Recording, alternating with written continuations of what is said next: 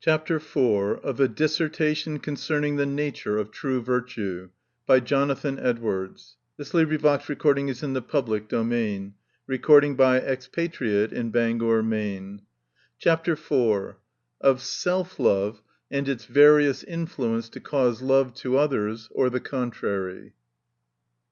Many assert that all love arises from self-love.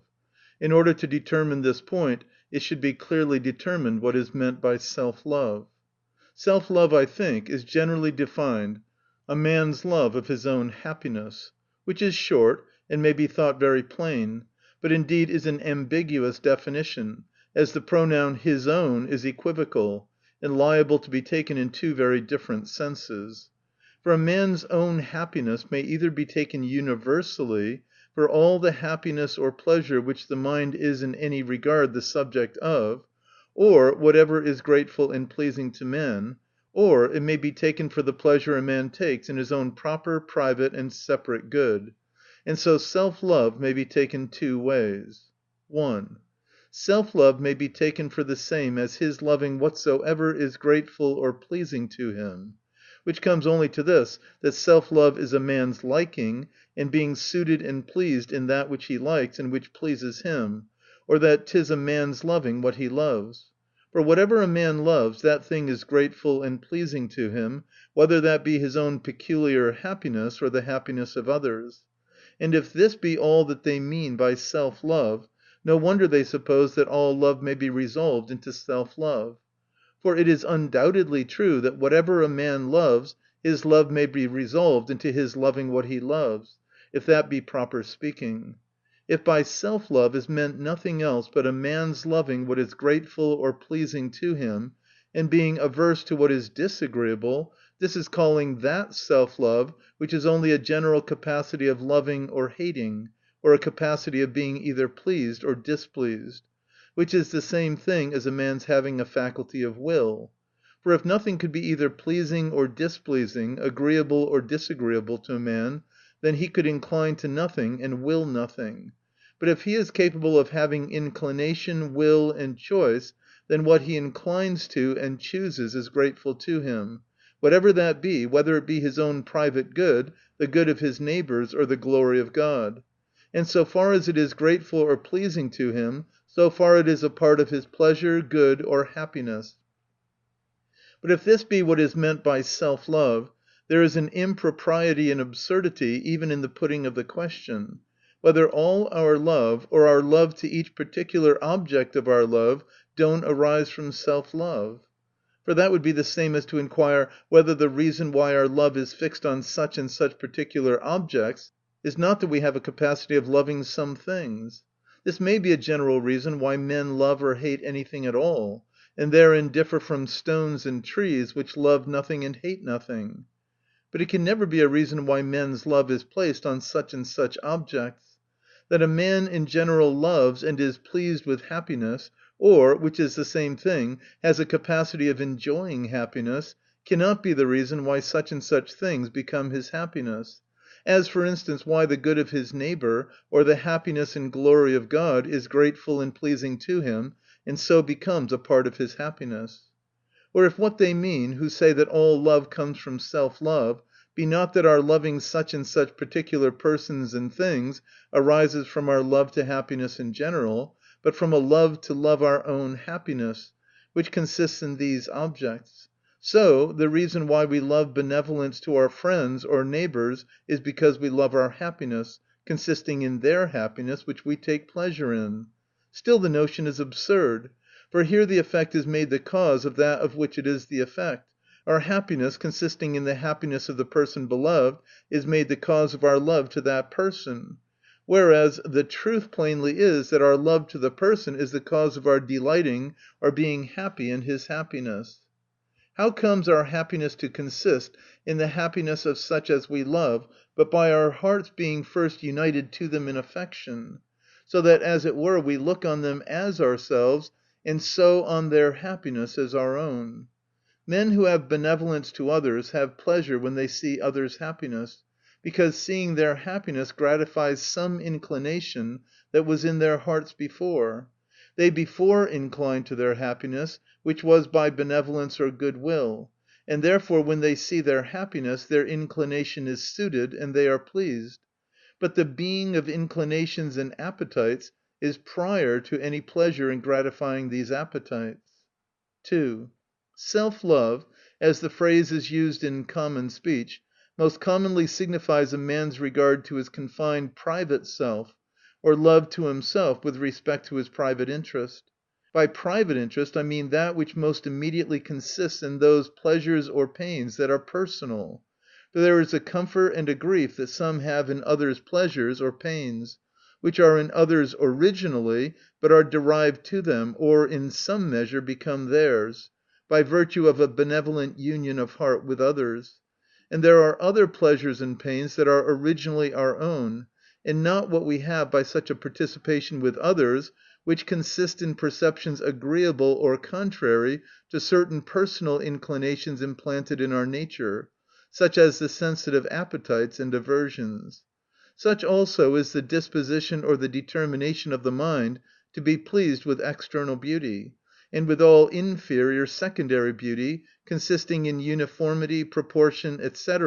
whether in things external or internal, and to dislike the contrary deformity. Such also is the natural disposition in men to be pleased in a perception of their being the objects of the honor and love of others, and displeased with others' hatred and contempt. For pleasures and uneasinesses of this kind are doubtless as much owing to an immediate determination of the mind by a fixed law of our nature, as any of the pleasures or pains of external sense. And these pleasures are properly of the private and personal kind, being not by any participation of the happiness or sorrow of others through benevolence. 'Tis evidently mere self‐love that appears in this disposition. It is easy to see that a man's love to himself will make him love love to himself, and hate hatred to himself.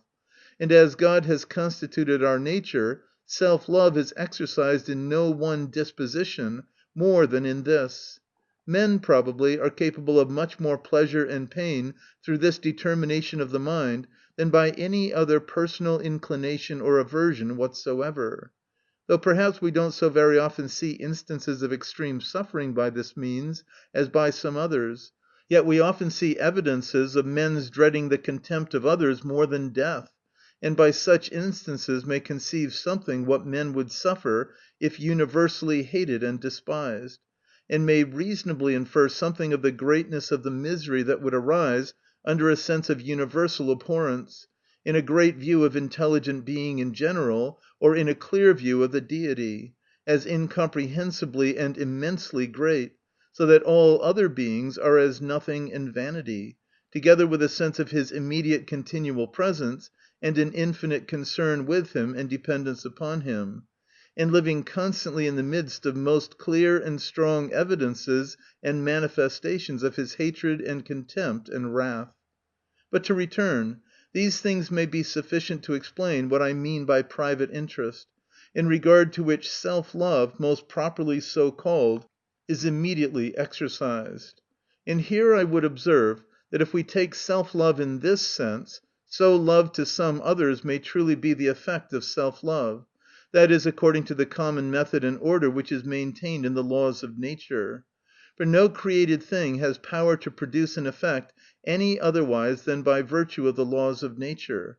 Thus, that a man should love those that are of his party, when there are different parties contending one with another, and that are warmly engaged on his side, and promote his interest, this is the natural consequence of a private self‐love. Indeed, there is no metaphysical necessity in the nature of things, that because a man loves himself and regards his own interest, he therefore should love those that love him and promote his interest. That is, to suppose it to be otherwise implies no contradiction. It will not follow from any absolute metaphysical necessity that because bodies have solidity, cohesion, and gravitation towards the center of the earth, therefore a weight suspended on the beam of a balance should have greater power to counterbalance a weight on the other side, when at a distance from the fulcrum, than when it is near. It implies no contradiction that it should be otherwise, but only as it contradicts that beautiful proportion and harmony which the author of nature observed in the laws of nature he has established. Neither is there any absolute necessity, the contrary implying a contradiction, that because there is an internal mutual attraction of the parts of the earth or any other sphere, whereby the whole becomes one solid coherent body, therefore other bodies that are around it should also be attracted by it, and those that are nearest be attracted most. But according to the order and proportion generally observed in the laws of nature, one of these effects is connected with the other, so that it is justly looked upon as the same power of attraction in the globe of the earth, which draws bodies about the earth towards its centre, with that which attracts the parts of the earth themselves one to another, only exerted under different circumstances. By a like order of nature, a man's love to those that love him is no more than a certain expression or effect of self‐love. No other principle is needful in order to the effect, if nothing intervenes to countervail the natural tendency of self‐love. Therefore there is no more virtue in a man's thus loving his friends merely from self‐love, than there is in self‐love itself, the principle from whence it proceeds. So, a man's being disposed to hate those that hate him, or to resent injuries done him, arises from self‐love in like manner as the loving those that love us, and being thankful for kindness shown us. But it is said by some that 'tis apparent there is some other principle concerned in exciting the passions of gratitude and anger besides self‐love, viz., a moral sense, or sense of moral beauty and deformity, determining the minds of all mankind to approve of and be pleased with virtue, and to disapprove of vice, and behold it with displicence; and that their seeing or supposing this moral beauty or deformity in the kindness of a benefactor, or opposition of an adversary, is the occasion of these affections of gratitude or anger. Otherwise, why are not these affections excited in us towards inanimate things that do us good or hurt? Why don't we experience gratitude to a garden or fruitful field? And why are we not angry with a tempest, or blasting mildew, or an overflowing stream? We are very differently affected towards those that do us good from the virtue of generosity, or hurt us from the vice of envy and malice, than towards things that hurt or help us, which are destitute of reason and will. Now concerning this I would make several remarks. 1.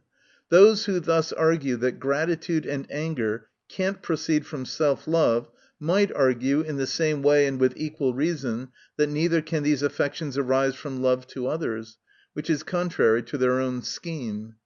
They say that the reason why we are affected with gratitude and anger towards men, rather than things without life, is moral sense, which they say is the effect of that principle of benevolence, or love to others, or love to the public, which is naturally in the hearts of all mankind.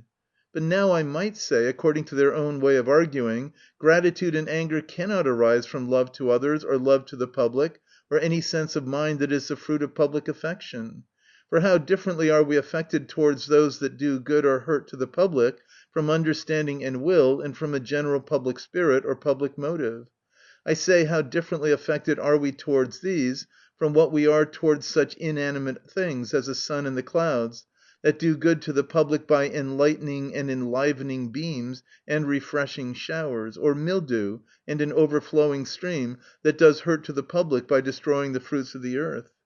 Yea, if such a kind of argument be good, it will prove that gratitude and anger cannot arise from the united influence of self‐love and public love, or moral sense arising from public affection. For if so, why are we not affected towards inanimate things that are beneficial or injurious both to us and the public, in the same manner as to them that are profitable or hurtful to both on choice and design, and from benevolence or malice? 2. On the supposition of its being indeed so, that men love those who love them, and are angry with those who hate them, from the natural influence of self‐love, 'tis not at all strange that the author of nature, who observes order, uniformity, and harmony in establishing its laws, should so order that it should be natural for self‐love to cause the mind to be affected differently towards exceedingly different objects, and that it should cause our heart to extend itself in one manner towards inanimate things which gratify self‐love without sense or will, and in another manner towards beings which we look upon as having understanding and will like ourselves, and exerting these faculties in our favor, and promoting our interest from love to us. No wonder, seeing we love ourselves, that it should be natural to us to extend something of that same kind of love which we have for ourselves to them who are the same kind of beings as ourselves, and comply with the inclinations of our self‐love by expressing the same sort of love towards us. 3. If we should allow that to be universal, that in gratitude and anger there is the exercise of some kind of moral sense, as 'tis granted there is something that may be so called, all the moral sense that is essential to those affections is a sense of desert, which is to be referred to that sense of justice before spoken of, consisting in an apprehension of that secondary kind of beauty that lies in uniformity and proportion, which solves all the difficulty in the objection. This, or some appearance of it to a narrow private view, indeed attends all anger and gratitude. Others' love and kindness to us, or their ill will and injuriousness, appears to us to deserve our love, or our resentment. Or, in other words, it seems to us no other than just, that as they love us and do us good, we also should love them and do them good. And so it seems just, that when others' hearts oppose us, and they from their hearts do us hurt, our hearts should oppose them, and that we should desire they themselves may suffer in like manner as we have suffered. That is, there appears to us to be a natural agreement, proportion, and adjustment between these things, which is indeed a kind of moral sense, or sense of a beauty in moral things. But as was before shown, it is a moral sense of a secondary kind, and is entirely different from a sense or relish of the original essential beauty of true virtue, and may be without any principle of true virtue in the heart.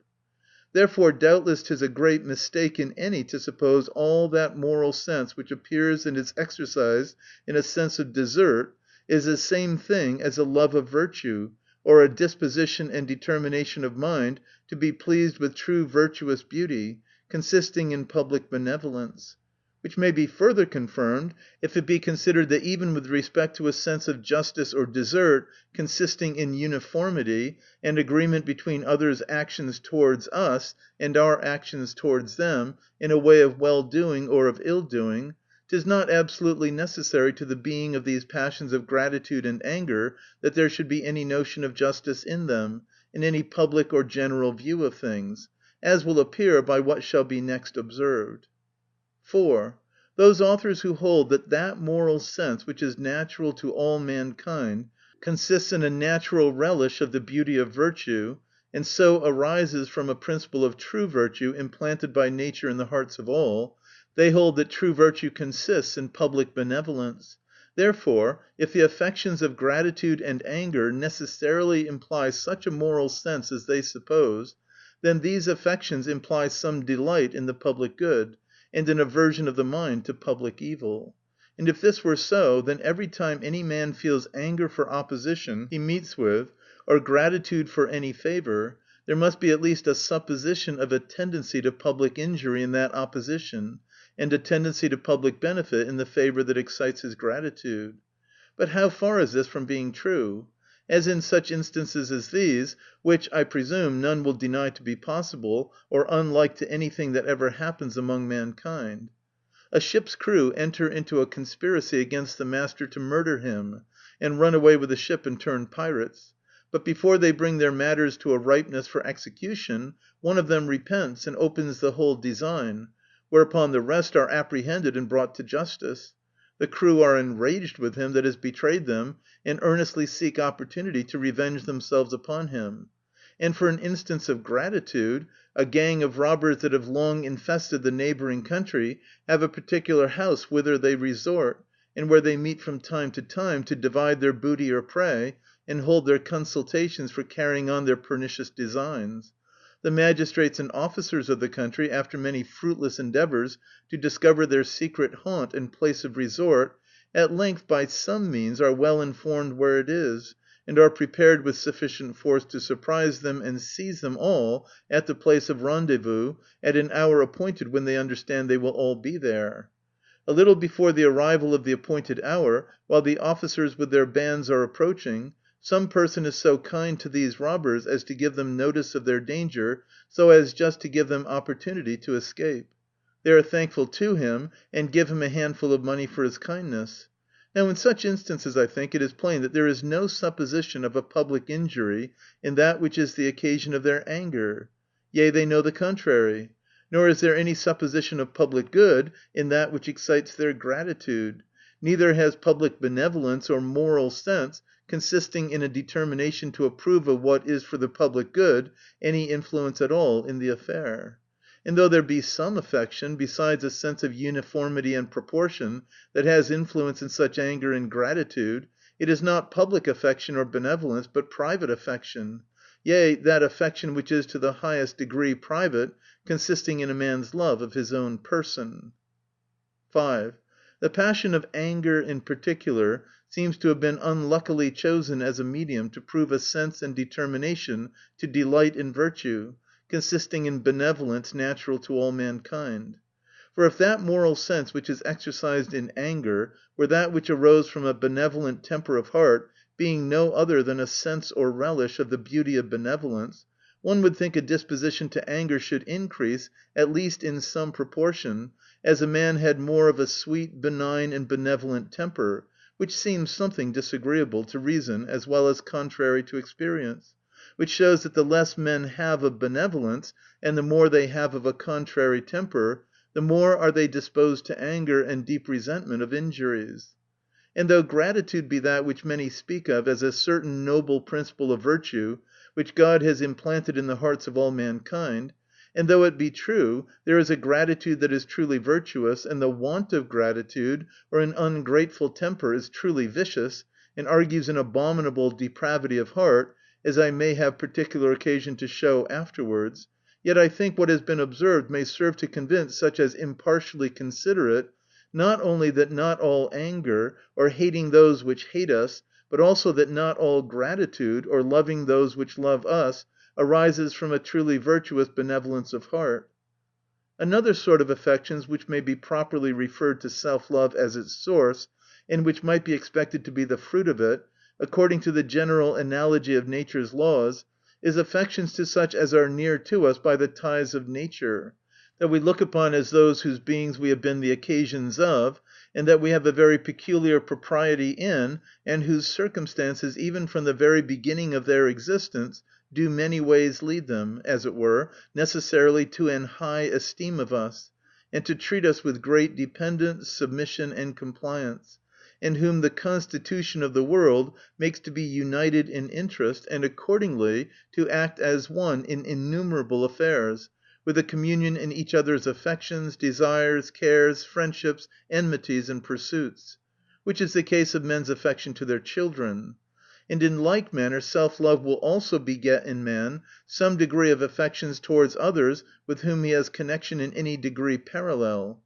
As to the opinion of those that ascribe the natural affection there is between parents and children to a particular instinct of nature, I shall take notice of it afterwards.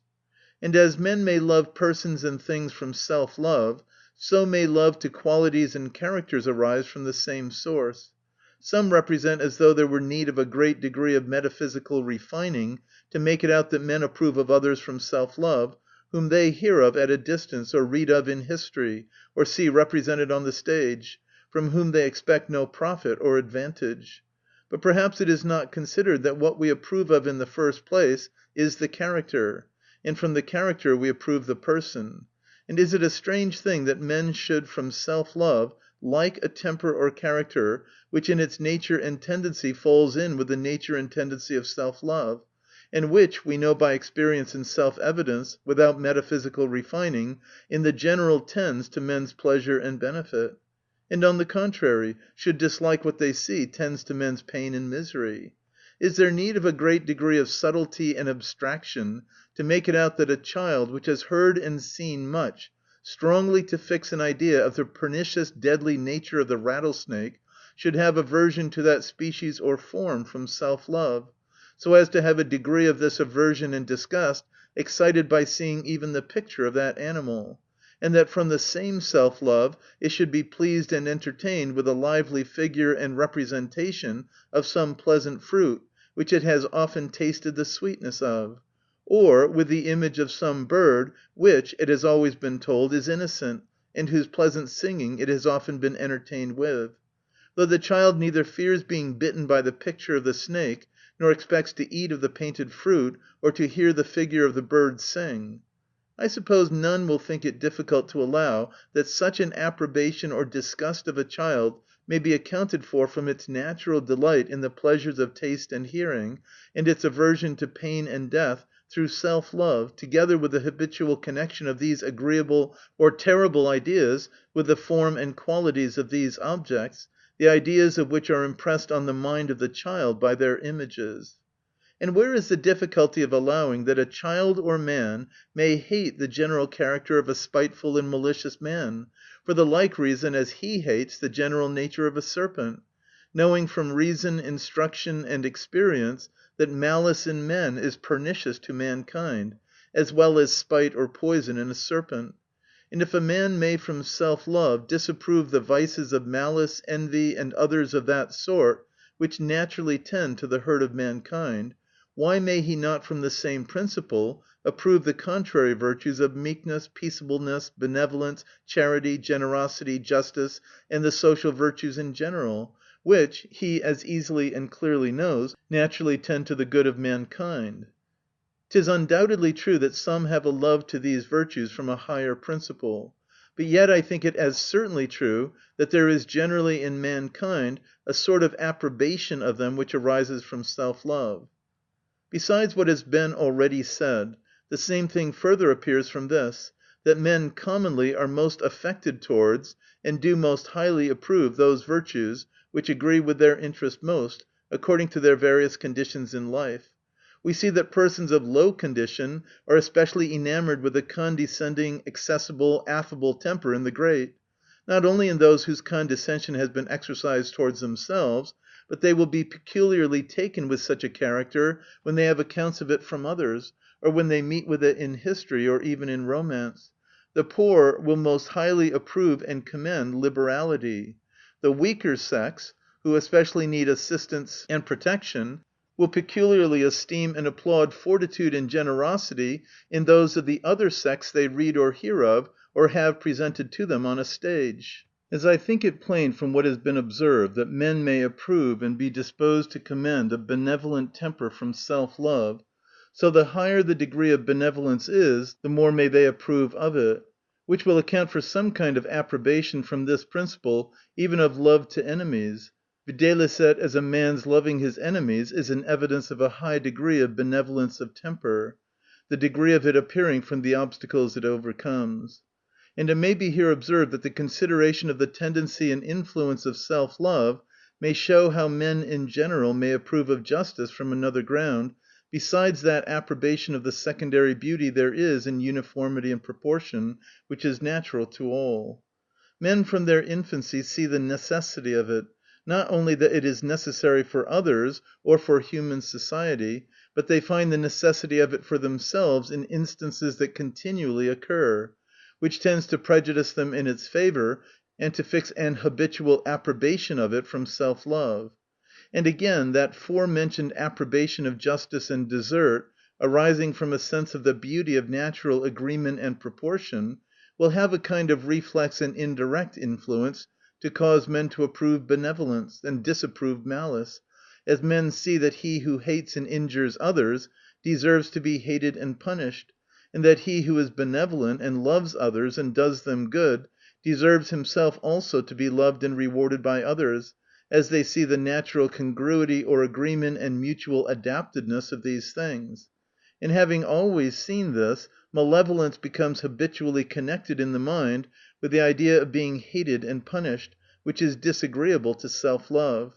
And the idea of benevolence is habitually connected and associated with the idea of being loved and rewarded by others, which is grateful to self‐love. And by virtue of this association of ideas, benevolence itself becomes grateful, and the contrary displeasing.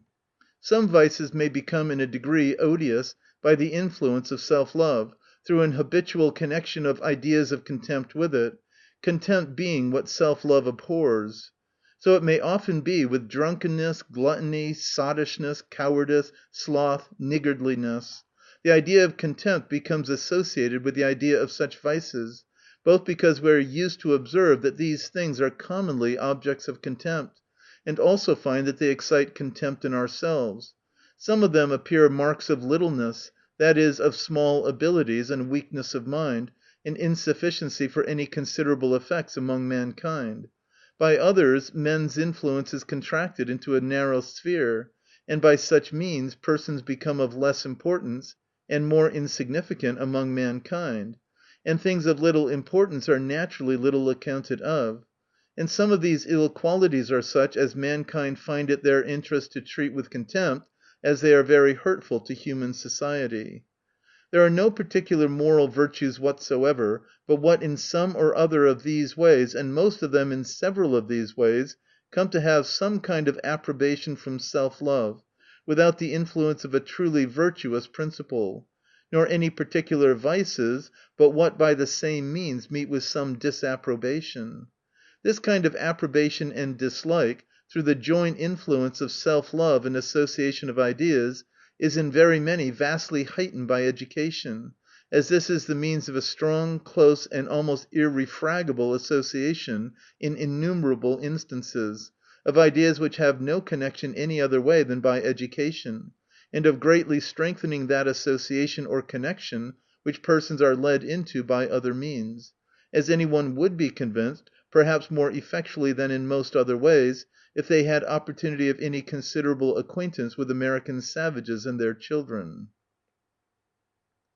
Chapter 5. Expatriate in Bangor, Maine.